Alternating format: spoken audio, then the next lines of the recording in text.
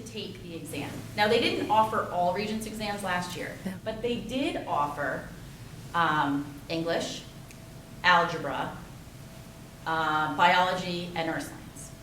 And all of our students took those Regents exams, even though they would have been exempt. Oh, now, okay. we worked hard to have an understanding with our parents and with our students as to why there is value in taking it. And if you don't pass it because you've had some we get why, you know, things could happen over the course of a year. But there is the experience of taking it and knowing to sit for it and understanding how to do that will be helpful in the following years because we anticipate they will be back. So we had 98%, I think, of our students that were in courses where the exam was offered sit and take the exam. And we communicated with families that if your child met mastery, they may want that score on their transcript. And if they didn't meet mastery, they may prefer the exemption on their transcript. We're small enough that we can manage those conversations. But in looking at our results, I think we made the right decision, and I think many students actually opted to have their Regents score on their transcript because they met mastery. So, yes, we continue to try to build some of that stamina with our freshmen as well in terms of testing for that period of time, and you're working on stamina. But that stamina building starts down in the elementary school when they have to sit for the third grade exams there. You know, we work on stamina, so. That's great that you had them take the exams, or encouraged it, even if it was waived. That's forward thinking. It's helpful. Yeah. I think, for them. Could you give an example of some of the recent work you guys have done with facing history and yourselves? Sure. So I think at the beginning of last year, we talked a little bit about like civic engagement, right? And that triangle that facing history teaches, where you're working on making sure you have intellectual rigor within your coursework. You're working on making sure that your lessons also have emotional intelligence embedded within them. And then the ability for reflection and ethical reflection. And that triangle, together with facing history, is working towards creating civic-minded youngsters. And so that work, and what does that look like in developing lessons to ensure that that is happening within work. So that would be probably the most recent example. Thank you. I think we're good. Are we good? Thank you so much. That was a very helpful, thorough presentation. My pleasure. Can you do it again? One more time for I was going to say I could zoom myself and record it if you'd like. For those of us who are just joining us at home or on video, we're just recently up. We've been meeting for the past half hour or so, but due to a unforeseen circumstance, we started our video a little late. Okay, great. So we're at communication from the public. Is there anyone who would like to communicate with us? Okay. Moving on to our information reports, and I'll turn it to our student advisor, Mr. Prella. Okay, so today I just wanted to share an experience that I had with the sociology class. I was just taught by Miss Sodman in high school. So earlier this month, we're part of our education unit right now, so we were able to, everyone in the class was able to choose a teacher that they wanted to shadow basically for the day. And I got to spend my day with Mr. Hoolan teaching math, so I had a really great experience with that. So we were able to plan out lessons for the day, and we created a quiz. We got to do some problems in front of the class. I basically went through every period of the day from the teacher's perspective, and I just thought it was a very unique and exciting opportunity. Learned a lot about what school is like actually from a teacher's perspective. And so it's like, it's cool I was able to do this. I don't think a lot of people aren't able to do something like that. We actually had around like 20 kids who were shadowing teachers that day, and I think everyone gained a lot from that experience. So just wanted to talk about that. And then additionally, separately, we've been collecting donations as a high school in support of Ukraine, which have been seeing a lot of support from the community, and we got those were picked up today, and they're being sent off. So it's going well. That's for you. Great, thank you. Ms. Jamin?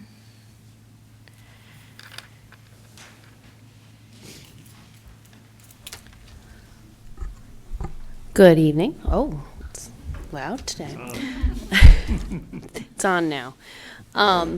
So since our last meeting, we have moved lunch back into the cafeteria with the change in guidelines and reduction of the impact of exposure on students, and that it wouldn't send them home and out of school for long periods of time.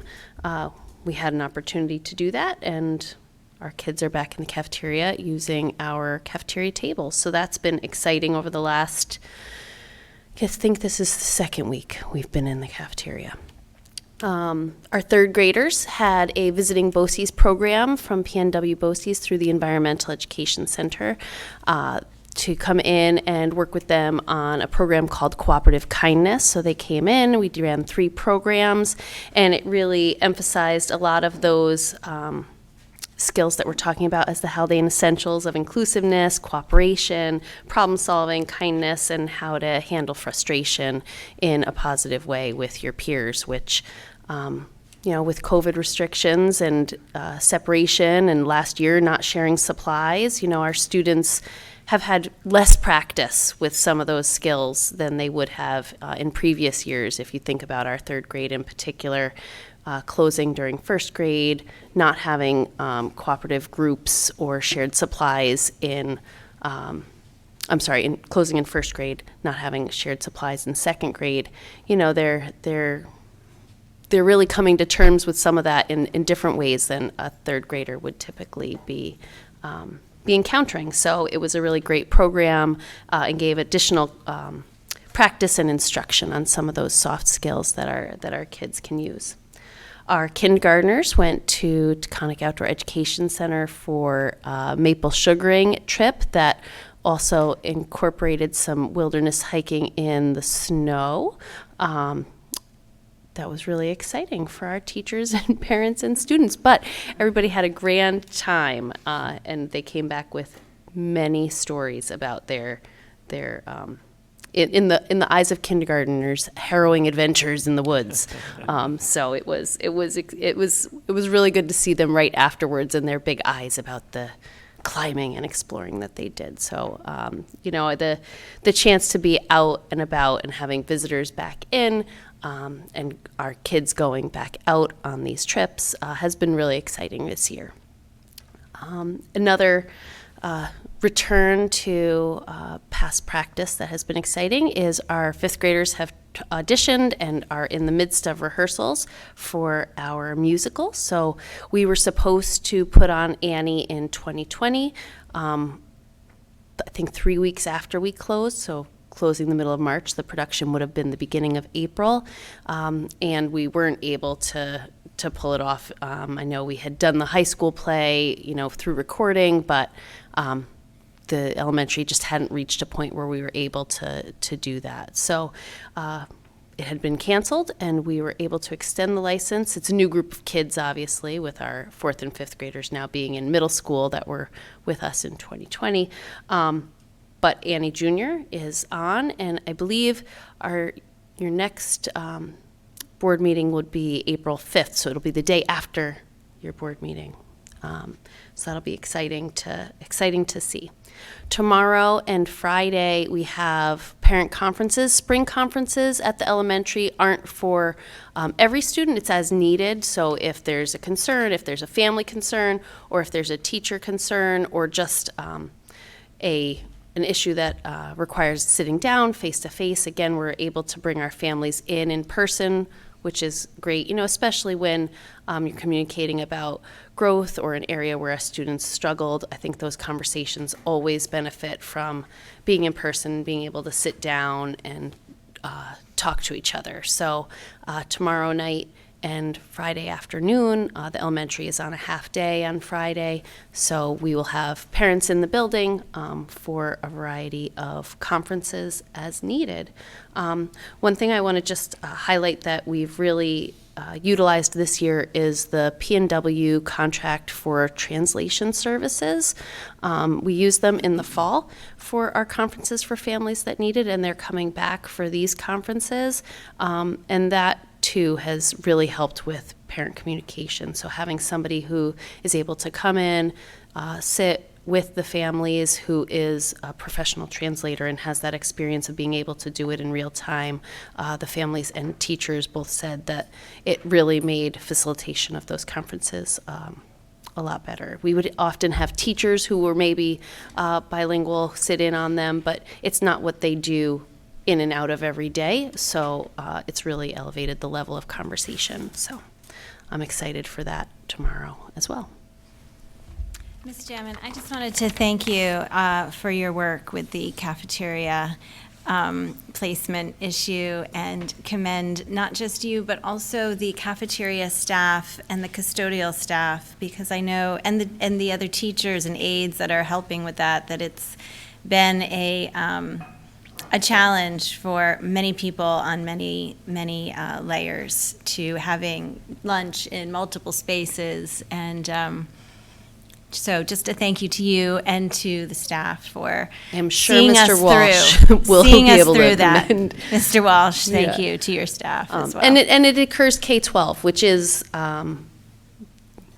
Haldane is K-12. That's Yeah. the way it is, right? So if we move the cafeteria tables in for the little ones, they're in here for all the way up through the high school. So it's really been a group effort throughout the process. So definitely required a lot of coordination and Yeah, but that was a good overtime day. and extra work. Yeah. Thanks. Thank you. Dr. Silke.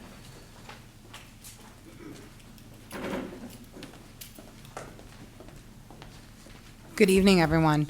I'm going to echo a little bit of what Mrs. Sniffen said and a little bit about what Mrs. Jamin said about the spring amping up. So, but in the best of ways. We're looking forward to, over spring break, having the tents redelivered and moving our classes once again outdoors for the joy of learning outdoors. The ski club just wrapped up their season with 2 back-to-back trips on the 6th and the 13th. And I think that because the ski club couldn't do an overnight trip this year, there was actually more middle school participation because there were day trips instead. So that might be something to, visit in future so that there's strong middle school participation to build that club as our students grow into the high school and become stronger skiers. We had our 6th grade orientation night. Some other trips that are coming up are Frost Valley. The 6th and 7th grade are going to take a trip to the first annual education day at Renegade Stadium, which is going to be a really good trip. Mr. Sniffen is looking into the possibility of the Metropolitan Museum of Art, and I say it with like a lot of anticipation because it's a trip that's been sorely missed in the 6th grade since the pandemic. And now that New York City has lifted the mandates for vaccination requirements, we may actually be able to do that this year. So that's really exciting. And a multi-grade trip to Music in the Parks, which is another wonderful experience for our students. The middle school play will be auditioning on the 21st and the 23rd, and it will be Clue. So we're looking forward to that. And our usual business of celebrating our shared values of teamwork, responsibility, understanding, and excellence. We are collecting Hearts of Understanding through the 3rd quarter, which is rapidly coming to a close. And for the last quarter, we'll ignite excellence together at Haldane Middle School. Thank you. Thank you. Ms. Sniffen. Just a few quick updates. I spoke a lot today. I'd like to acknowledge Eden Feinstein, who is the valedictorian for the class of 2022, and Stephen Robinson, who is the salutatorian for the class of 2022. We recognized them at the beginning of the month on March 1st. We had our final high school orientation, which was for the current 8th grade students at Haldane. We will see an increase of actually 44% into the overall enrollment of the current 8th grade class, which is a smaller cohort of students. So coming up and increasing that percentage, it's not going to throw off our FTE and our teachers and need for that. It actually puts the class a little bit more in the average range of what we're used to in terms of enrollment at the high school. But with that being said, 22 new students into that class is significant. And the dynamics, and we talk about social emotional learning, and we talk about understanding and knowing children, we're in the process of preparing for that. It won't look exactly maybe the way it has over the years in terms of orientation into high school. We have a very active junior class right now who is interested in their senior year helping to plan what does orientation look like. So we have some great ideas brewing right now. We look forward to that. And of course, this weekend is the musical at Night Music, Friday at 7, Saturday at 7, and Sunday at 2. They are in the process of dress rehearsal right now. The pit is up there, and I think Mr. Stiffen needs to go build the sound walls around it. So with that, that's what I got. Thank you, Ms. Rounds.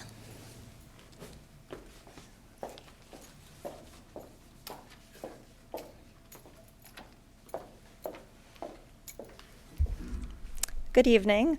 In the past, a couple of times you've heard me talk about student success within the district, and this month I just wanted to highlight some of our students who are placed out of district. In my presentation for the special education update, you saw the numbers of, there are a few small numbers of students that we do have to put in specialized programs out of district, and I'm able to report on success of those students who are still Haldane students. As we're approaching our annual reviews, we're able to decrease services for several of our students who are in out-of-district placements. So this means a reduction in perhaps one-on-one aid time, a reduction in related services, just fewer supports that these students will need, and growth that we're seeing in these programs where they're placed. We do have actually at least one student who we're working on bringing back to the district, which is always the ultimate goal for us. So that's a big success. I just wanted to highlight that because we do see growth, we do see movement, and we do see students reaching their goals, and they are still Haldane students, so I thought it was important to report on that. And just finally, as I prepare for my transition, there are a number of people that are providing continuity with the goals of the department. We are still working on post-secondary transition goals. We have a team of high school and middle school staff who are continuing to move that work forward on post-secondary transition goals. And in the late spring or early summer, we will be doing a self-review with the person who's in the interim position at that time, and with our state ed rep. Our CSE chairperson, Dawn Rosano, is helping me to complete some of the work that we began with the Learning Differences Committee. And finally, in planning for training on the PAF system, which is a reading system for struggling readers, which includes both decoding and comprehension remediation. Josh Elder has been helping to prepare for the transition with that, along with our the new PPS director. So I'm just providing an update on those goals that we're working towards completing those goals by the end of the year. Thank you very much. Thank you.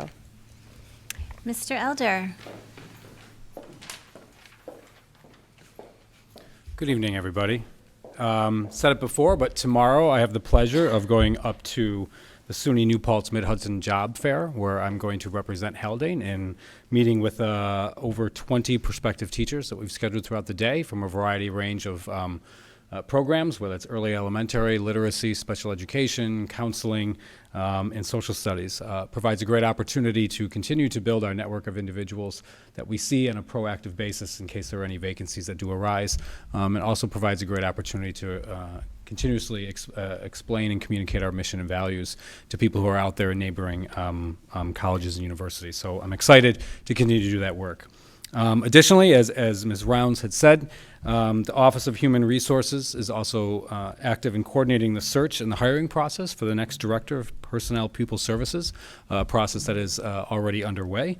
What I'd like to highlight about these is not only the events themselves, but each of these events provides opportunities, not only to communicate our mission and values to individuals, but to develop a greater ownership of our own mission and values. And so as we go through the screening process of reading resumes, of reaching out to candidates, of interviewing candidates, of forming interview committees, developing questions and scenarios to be used with those committees, it's an opportunity internally for our own group to collectively come together and find ways to communicate what we value and what we find special about Haldane, and to make sure that when we recommend candidates that we only have the prerequisite knowledge in the position itself, but are also individuals that we find are good fits and are good values for what we're looking for within our own community. And that's what makes it local, and that's what makes it unique.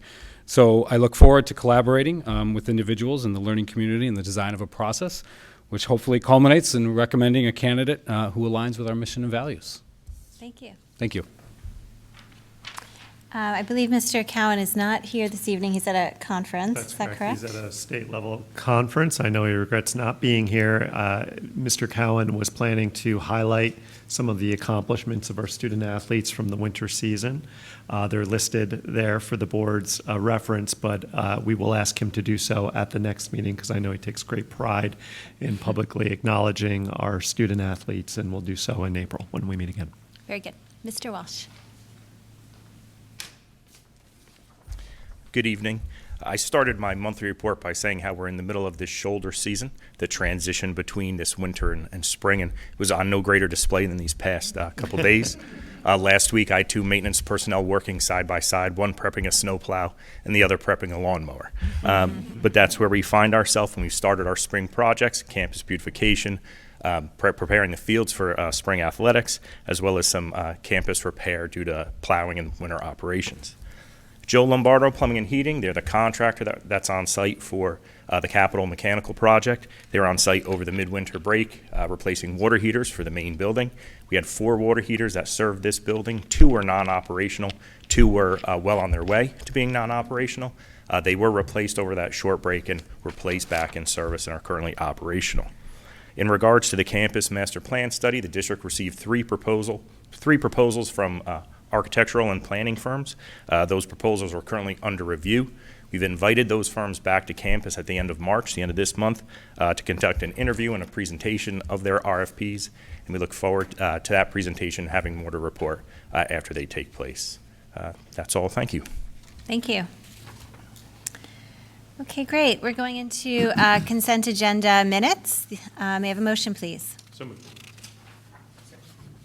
These are the minutes from our March 8th meeting. Is there any discussion? All those in favor? Aye. Any opposed?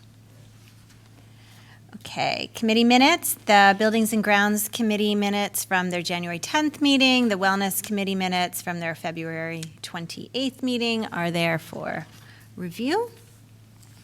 Consent agenda financial. May I have a motion, please? So moved. Second. Any discussion? Yes, I had a question about this. With the approval of the sports merger agreements, is this something that's reviewed each year annually, if I can ask questions? It's not just, this is the merger that we've had for the last... No, often it ends up that way, but the board it'll come before the board for action every year. But in terms of deciding on the AD deciding on that we need a merger, that's not something that's, sometimes they're historical, but they're assessed each year. They are. So there's times in the past where we've decided to have a merger because it would be of benefit to our students. Maybe we don't feel we have enough student athletes to field our own team. And then there's other years where we have enough student athletes to field our own team, so we no longer participate in a merger. Thanks. Great. Any further discussion? All those in favor? Aye. Any opposed? The consent agenda personnel, may I have a motion, please? So moved. Second. Any discussion? All those in favor? Aye. Any opposed?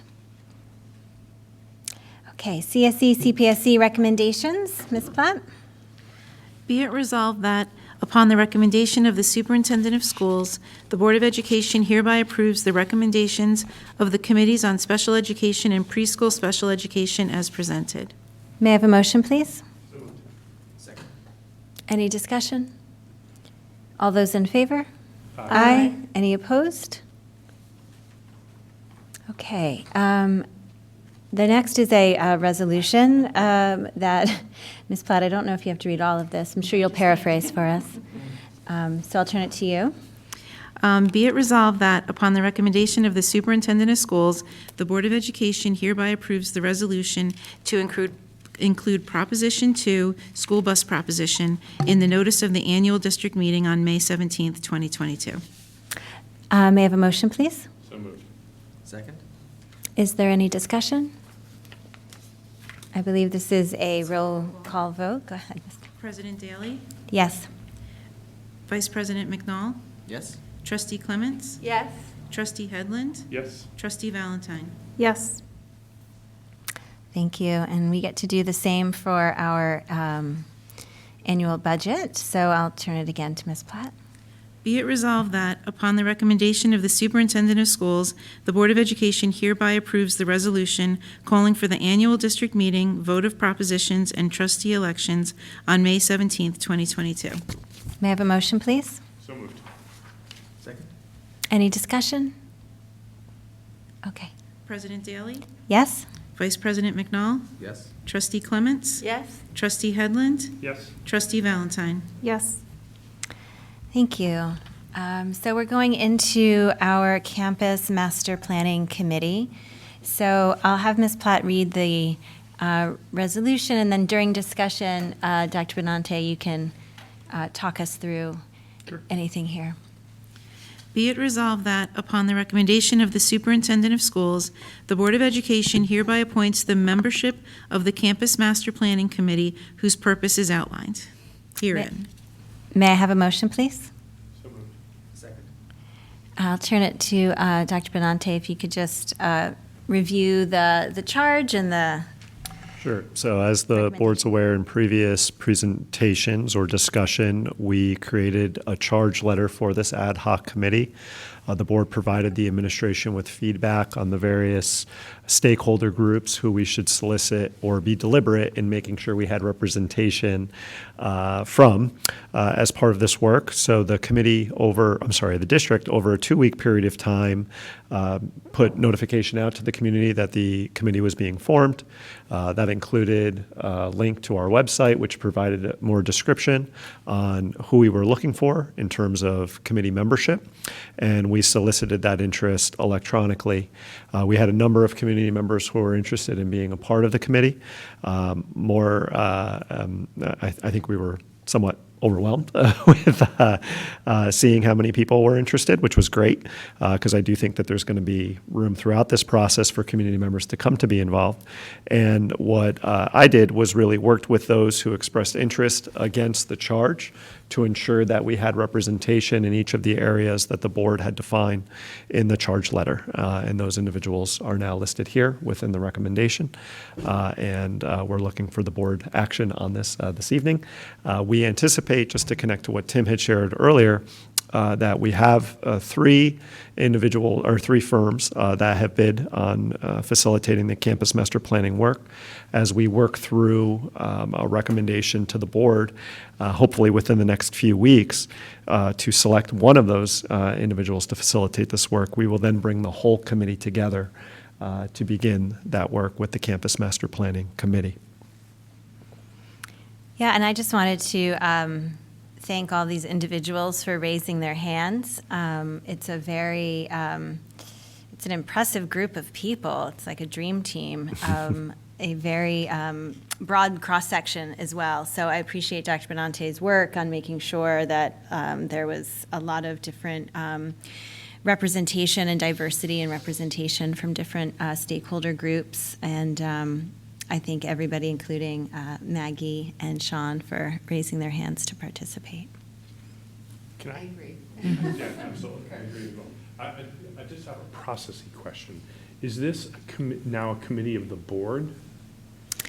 I believe that this would qualify under the charge, similar to other board committee or committees that you act on at the beginning of the year. Right.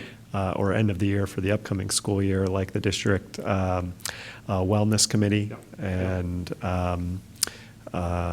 district-wide safety team to a degree. That one's a little more there's a little more nuance to that, but we framed it as such that it's but it's an ad hoc group in that the scope of their work is defined or limited to this particular project. Okay, so at the end of the project, it'll terminate or Correct, dissolve in some way, correct. shape, or form. Okay, cool. Yeah. And just, we did it that way, and I have no objections with the way it was, so I'm just trying to educate myself on how this works. We did it that way just because the nature and size and importance of the effort?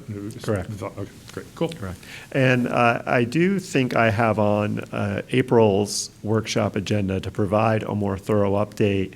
I provided an update to the board several months ago that included anticipated timeline with the project, but in probably just a month or so, we'll have ample room for more discussion. The architect will have been selected by then. We'll be a little bit more familiar with what their process will be, and we can share that information in greater detail with the board as well. Cool. Okay, all those in favor? Aye. Any opposed?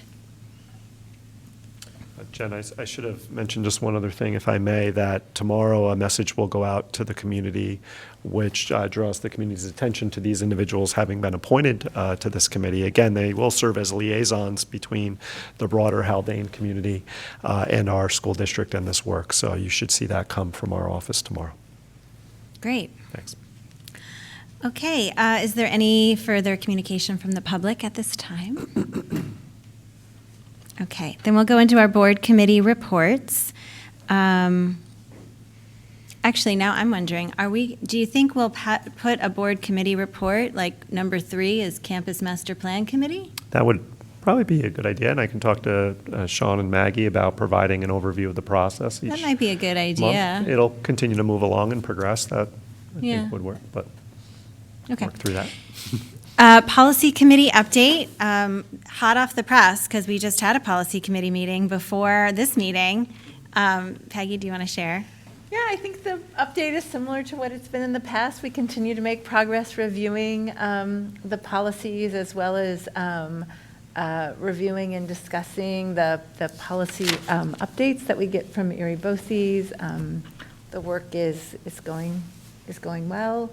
We're actually planning to meet in another 3 weeks. So we're really trying to build on the momentum that we've established.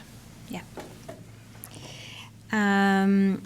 Westchester Putnam School Boards Association update. I'll share that I'm on the nominating committee, and so we're busy finding willing participants for the board of directors and keeping the organization moving along. I was a facilitator at the public comment roundtable that we hosted a few weeks ago, just because I know that that's something we had been discussing, so I thought it would be really helpful to hear from other board members. And one, I'll just share that we're not alone, that figuring out how to have public comment in a constructive way, in a helpful way, in a way that everyone feels heard is a challenge for everybody. And a couple of things that I took away from it in terms of what other boards are doing that I thought were interesting things for us to think about was one board does an active listening process during public comment. So, someone will speak, and instead of just, thanking them, they actually say, okay, so what I heard you say was, I just want to make sure I got this right. And they make sure that they have an understanding of what was said. And that was, they found it like a really nice, helpful way to make sure that person was heard without engaging in dialogue, but just to make sure their point was clear. So that was something that I thought was interesting for us to chew on. Jen, can I ask a question Yeah. about that? So who plays that role? Is it the president? Yes. That is the... The board president does the active listening with the speaker. Okay. And is it an opportunity for another board member if they have would like? Clarifying Yeah, question, like, oh, I just wanted to make I actually sure. really like that. Yeah, it was kind of an interesting idea. I mean, it might promote dialogue, like you'd have, because sometimes active listening kind of inspires dialogue. So I think, we just have to be clear on it. But I thought it was like a really interesting idea. Is it something we could talk more about? I don't know, I actually really like that idea. I'm not sure what next steps would be for us to consider the possibility of implementing something like that. I'm not sure either. I don't know if it's just something we talk about, or if it's a retreat item for over the summer. I wondered a retreat item. Sometimes we talk about governance issues and process issues in a retreat format, so that might be a good place for it. I think so. I like that. Something else that was brought up was board members. We were talking about how do you respond to public comment, right? So one of some of the feedback we got from the public was, we're bringing these issues to you publicly, but you're answering us privately, right? And so, not that always happens. Sometimes, recently, we decided to answer them publicly at the next meeting. But that's not necessarily a protocol that happens. And so one board, they actually have a protocol where during workshop meeting, they leave an open agenda item for public comment discussion. An item that was brought up during public comment, they make sure it's addressed, at the next workshop meeting as a board discussion. So it's not that everything can be discussed or should be discussed, but if there's something that's brought up by the public, to actually have a plan of okay, you're bringing this up at our business meeting, great. We'll make sure we address it at the next workshop meeting because we think it's something to address, or something like that. So they have a set protocol for it, which I also thought was an interesting idea. And that sort of gets to one of the challenges about having an active dialogue is that you can't necessarily speak on behalf of the entire board making That's a right. decision, or the superintendent. So there's time. You get that benefit of time. That's to right. be able to come to some conclusions, poll the board, whatever it may be. That's right, and you get to take, you take the heat out of it if there is heat behind it, and everybody gets to kind of sit with it and process it and think about it, and then come together and share thoughts about it, as a matter of process, not just once in a while we do that, but as this is what we do. And if there's no public comments to be discussed, then we just keep going. So that was, I thought, something that was interesting. And then several boards don't allow public comment at their workshop meetings. They only allow it at their business meetings, which I also thought was just an interesting process, that they reserve workshop meetings to be more, they really delineate more so than we do, I think, between a business meeting and a workshop meeting. And so for some of their workshop meetings, they even change their table setup, and it's not about the audience, and it's just much more here, and they don't allow public comment. That public comment is just during business meetings. Not that that's something we want to implement, but I thought it was interesting for us to consider, how do we structure the difference between a business meeting and a workshop meeting, and do we want any more delineation between those two things? So those were the takeaways for me. I have a whole bunch of notes if anyone wants to talk more, but things for us to think about. Okay, so board reflections. Does anyone have anything they would like to share? I would be remiss if I didn't note that today is the Ides of March. It occurred to me before I came in today, I thought, it's a day, among other things, it is a day in which debts are repaid. So it's actually a day of celebration insofar as making amends as well as handling large problems. Hopefully not with knives. Correct. Okay. 。 . 。 . 。 . 。 . . 。 . 。 . 。 . 。 . 。 . 。 . 。 . 。 . 。 . . . . 。 . . 。 . . 。 . . 。 . 。 。 . 。 . 。 . . 。 . . 。 . 。 . Thank you for that, Of sir. course, of course. Dr. Benante, do you have Oh, any wait, no, final? I have another. Another Oh, I'm sorry. reflection. A reflection. Yeah, a comment. Yes. So I think at our last meeting, I noticed that it was the first time that the superintendent hadn't updated us necessarily about COVID in his remarks, and I today wanted to really give my appreciation to everyone who presented as part of the workshop meeting about all the things that are happening in the district to bring people together and sort of returning to normal, and everyone's efforts about that, sort of knowing that it goes through all the levels. And it's just really, it's nice, you know, it really is something to really feel very grateful about, so. Yeah, here. Thank you. Dr. Benante, do you have anything? I was going to say, if anyone is now tuned in, there are still 50 minutes, if you are a resident of the village of Nelsonville, Oh, yeah. to go out and cast your vote for mayor, and there are also 2 trustee positions open, so. Thank you. I'll try it one more time. Dr. Benante, final thoughts?